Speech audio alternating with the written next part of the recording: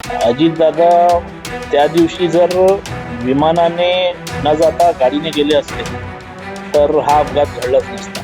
त्यांना कोणाचा भय आहे की कोण त्यांचा ह्या बोलण्यावरून किंवा चौकशीची मागणी करण्यावरून कोण त्यांच्याकडून दुरावा निर्माण होईल कोणासोबत.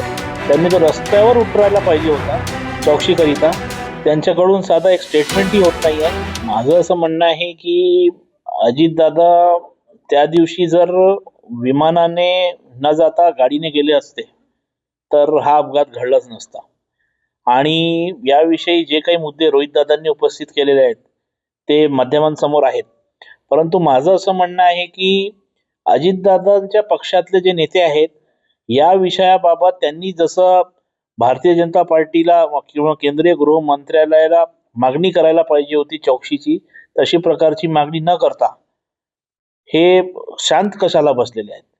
त्यांना कोणाचा भय आहे की कोण त्यांचा ह्या बोलण्यावरून किंवा चौकशीची मागणी करण्यावरून कोण त्यांच्याकडून दुरावा निर्माण होईल कोणासोबत. त्यांना कोणाची भीती आहे हे अधोरेखित होते यांच्या ह्या मौनवरून की त्यांना कोणाची तरी भीती आहे म्हणून ते मौन बाळगून बसलेले आहेत. आणि जे विषय आहे ते अजितदादांचे जवळचे जे एक प्रमोद हिंदूराव म्हणून आहेत त्यांनी ह्या विषयावर बोललेलं आहे. त्याच विषयावर रोहितदादांनी बोललेलं असावा. ते रोहितदादांचं जे मत आहे त्यानुसार आम्हाला असं वाटते की याविषयी जे चौकशीची मागणी आमच्या पक्षाकडून किंवा संपूर्ण व्यक्तींकडून होत आहे ते योग्य आहे. कारण अजितदादा जे असं प्रकारचं हे अपघात घडलेला आहे त्यावरून आतापर्यंत आम्हाला विश्वास बसत नाही आहे की आज अजितदादा दुर्दैवाने आमच्या मधात नाही. परंतु याविषयी जशा प्रकारे सिरियसनेस अजितदादांच्या पक्षाच्या लोकांना बाळगणं पाहिजे होता. त्यांनी तो रस्त्यावर उतरायला पाहिजे होता चौकशीकरिता. त्यांच्याकडून साधा एक स्टेटमेंटही होत नाही आहे चौकशीबाबत. हे फार आम्हाला हे दुर्दैव बाब आहे.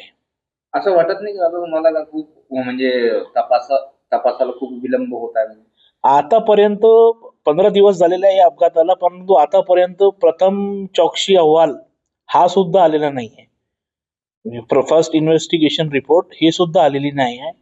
म्हणून याविषयी थोडासा सिरियसनेस राज्य शासनाने बाळगावा. आणि देशाचे गृहमंत्री साहेबांची आमची मागणी अशी आहे की हे जे प्रकरण आहेत हे हायर टेक्नॉलॉजिकल एक्सपर्ट्स यांच्याकडून कडे द्यावे, सुपूर्द करावे याची चौकशी. याकरिता विदेशी कंपन्यांमार्फत एजन्सीमार्फत या सगळ्या प्रकरणाची चौकशी त्यांनी करायला लावावी. कारण हा प्रश्न सर्व VIP जेवढे VIP विमानाने जातात त्यांच्याकरिता सुद्धा आहे, सुरक्षेचा प्रश्न आहे. म्हणून याविषयी थोडासा त्यांनी हे बघावा. कारण अजितदादांच्या जाण्यामुळे फक्त आमचंच नव्हे तर महाराष्ट्राचं फार मोठं नुकसान झालेलं आहे.